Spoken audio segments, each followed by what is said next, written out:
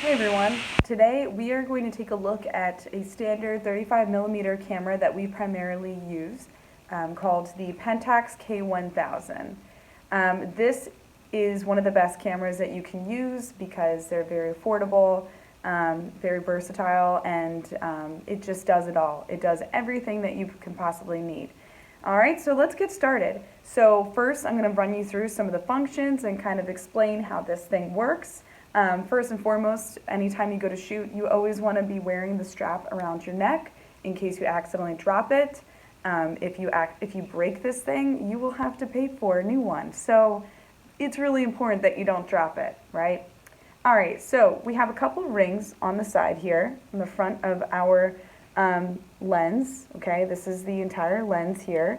If we ever wanted to take this thing off, we could pop it off by twisting it towards the left and pressing the release button at the same time, and then use a different kind of lens if we wanted a longer lens to get a telephoto effect and capture something zooming in from far away. We could do that. Now, one thing you will notice right away though with this particular lens that we always use starting out is this does not zoom. You have to get close to your subject in order to zoom in. So it's not like the typical one where you turn it and it starts getting zoomed in and closer. You have to walk directly up to the subject, okay?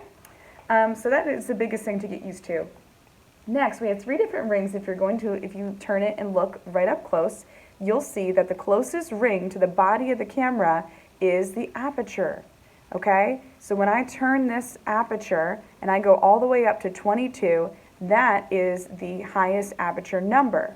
However, as you know with aperture, being at 22, the highest aperture number, that means this hole on the inside is the smallest possible setting. So that means we are going to have a deep depth of field. Everything in the picture is going to be clear, okay, because that is at the smallest setting, largest number, right? If I turn it all the way down to 2.8, that is the largest aperture, but the smallest number. So that means you will have a really nice shallow depth of field. So your subject will be in focus, but the background will be really nice and blurry. Anytime you're looking for something that's kind of in between, it's a good rule of thumb to kind of go in the middle. So maybe around 8 f8 or f11. You can't go wrong with those two numbers, so you can always go there. In between, you'll also see between this end piece and then the aperture ring, there's a middle section that explains the amount of distance that is going to be between you and the subject in focus, and it kind of gives you an idea if maybe you're trying to shoot something that's far away, whether or not it will be in focus. You can take a look at those numbers. And then last but not least, the very end here, we have the focusing ring. To figure out whether or not your subject is in focus, you must always take a look inside the viewfinder here on the back of your camera. You simply look through your viewfinder and you will see that there is a little tiny ring, a circle in the middle of your viewfinder. Go ahead and look with me. Okay, as we look together, you will turn your ring on the end and you will see that when you turn it until a certain point, eventually everything becomes clear altogether. But if your ring, that little circle, is not as crisp as the other circles, that means your image is going to turn out blurry. So you got to keep working with that ring until you get it right. It's so important. All right, so next, one of the basic things about this camera, one of the coolest things in my opinion, is that everything is pretty much mechanical. There is a battery, but it's not a must-have. If something happened where the battery didn't work, this camera would still work. All you would need is a quarter to open this up on the bottom if you ever need to change the battery. It takes a really small, called a button battery, and basically that just runs the light meter that you'll take a look at in a second. So it's not, it's really easy to change out if you needed to get one. We do provide those. You don't have to worry about it, but it's nice that everything else is done manually. Okay, there's not a flash on here. We take care of everything ourselves. Speaking of flash, if you were to ever attach one or use one, this part up here is called the hot shoe, and that is the part that you would attach a flash to. There's also some other areas and components to this where we have a port on the side over here, where if you ever wanted to attach an external cable to control that better in a studio lighting situation, you could do that. So that is a piece that is attached there that you always want to keep on, okay? Couple other things over here. All right, so let's get into shutter speed for a second.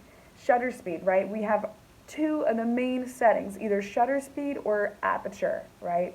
So we always have to figure out when we're shooting something, what comes first? What needs to be the priority setting, right? If I am trying to capture someone running, what should the priority be? Should I adjust this aperture first, or should I adjust the shutter speed first? What do you think?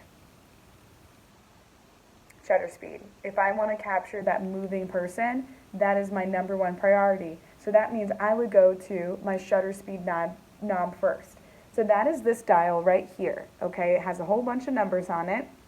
And what you'll notice is it is all fractions of a second. So all the way up to the highest number, okay, which is 1,000, you will see that that is going to be only opening the shutter for 1,000 of a second when I press the shutter button to take a picture.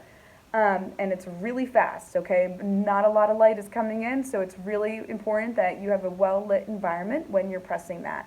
If you are in a more dim environment or nighttime, that means you need a really slow shutter speed to capture that. Otherwise, your image will turn out really blurry or very underexposed, very dark, right? So that means I would need to go down to maybe 1/15 of a second, or maybe even 2, which is a half of a second. Not 2 seconds, but a half of a second. The 1 is a full second. Now, if I realize I need more than 1 second to take this picture, I would turn it to the B, which stands for bulb. And what that means is, as long as you are holding down your shutter button, that's how long your exposure is going to be. Until you let go, it's that length of time. So if you want to take a 4-second exposure, you're going to turn it to the B and have it press down for 4 seconds. Clearly, anything under 1/60th of a second requires what? A tripod. Because otherwise it's going to turn out blurry no matter what you do. So it's either you set up your camera on a table or some kind of surface to take that picture on that setting, or it's on a tripod, or maybe on a floor, on some stable surface where you are only touching the top piece of this camera, you are not holding it, okay? Very important. All right, now you will notice though, with this dial, there is a little tiny window that's underneath here, okay?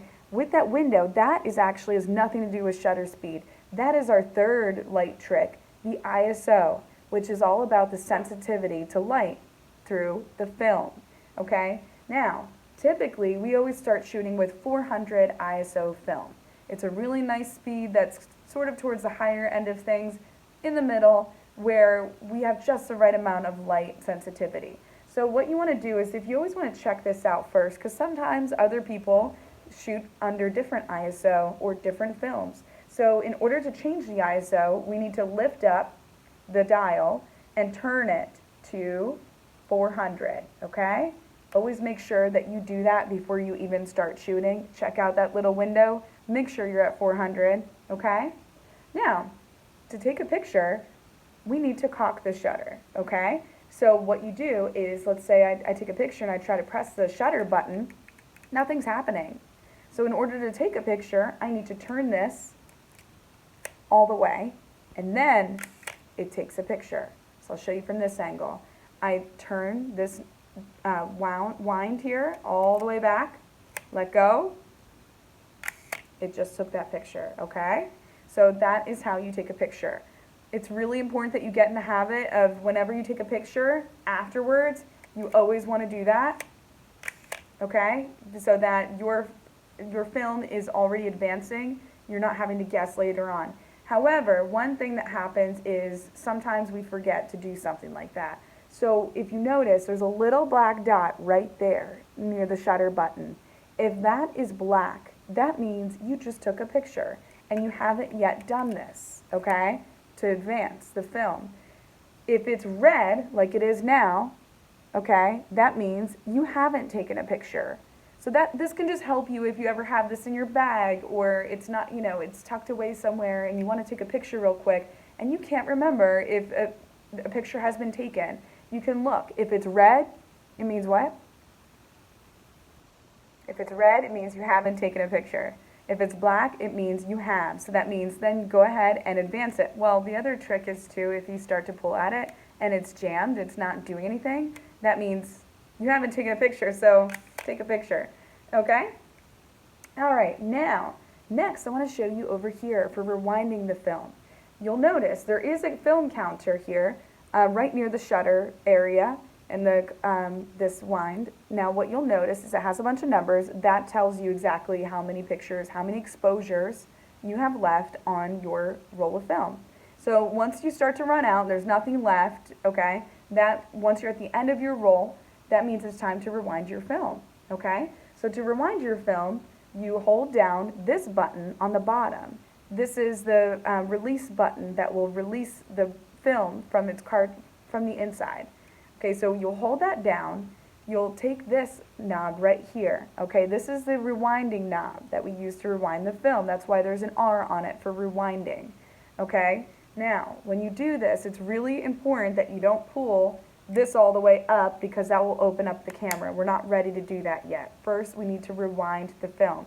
So while we rewind the film, we're holding down this button on the bottom and we're taking this piece that's there, flipping it out, and what you do is simply follow the same direction as the arrow, which is clockwise. So you're turning it to the right. And you keep turning and turning and turning until eventually you can just feel it. You felt the film, you could feel the film moving as you're turning it, but then all of a sudden it just stops. You almost feel a little, vibration from it happening on the inside. The film goes right back into the canister, it's rewound, and you're done. There's no more tension, it should feel like nothing's happening. That's when you know, okay, now I can let go of the bottom button, I can pull this all the way up, and then open it up, okay? And there's the inner compartment in the back. You should have your film on this side, you pop it out, and then we go to develop it. So easy peasy lemon squeezy, that's how you do this. The last part that I have not gone over is light metering on the inside. So it's really hard to show this in video, so you have to just go there with me. When you look inside this viewfinder, you will see that there is the viewfinder of everything that we see through the lens, but on the right-hand side, there's a plus sign at the top, and then on the very bottom, there's a minus sign. So let's look at this together. Okay, get your camera, take a look through the viewfinder, and what I want you to do right now is take your camera and move it up towards the light, and you will see that the needle goes all the way up towards the plus sign. That means there's too much light coming in. This is going to turn out overexposed. Everything will be way too bright. And then on the flip side, you can kind of go down to a shaded area or a dark area and see, oh, everything's going towards the minus sign, meaning it would be underexposed, okay? So your job as a photographer is to make sure that you get the correct exposure. That means you want that needle to be right in the middle, okay? Completely in the middle between the plus sign and the minus sign, in that middle space where there's that empty opening. That's where we want it, okay? So it's your job to make sure that before you hit that shutter button, you have looked inside your viewfinder. And let's say your focus is, today my priority is aperture because I'm going to take a really great portrait of my best friend. And I want her face to be in focus. So I'm going to aim that camera at her and I'm going to make sure that my aperture is at a smaller number to get a larger aperture. So it's going to go all the way down to 2.8. And I have this at her so I can focus at her. Everything's focused. I'm getting ready to take my picture, okay? And before I do that, it's now in focus. I'm checking the last step you do before you hit that shutter button is to check your meter, okay? And I'm seeing right now that this is overexposed. So what needs to change? If my aperture needs to stay the same, I need to change what? The shutter speed. So that is when I take a moment and I use my finger to turn this dial, okay? And I'm going to turn it until the line goes to the middle. The needle is now in the middle. So my shutter speed just changed all the way up to 250. I had too much light coming in. It was going to be overexposed. So I still have my friend sitting in front of me. She's in focus. I have the correct exposure with the needle in the middle. Now it's time. I cock my shutter and I take my picture, nice and still, boom, you did it. So that is how you use these cameras. Next, we'll figure out how to load them up with film. But for today, I just wanted you to get into the functions and just really understand how you are in control of every single picture you take.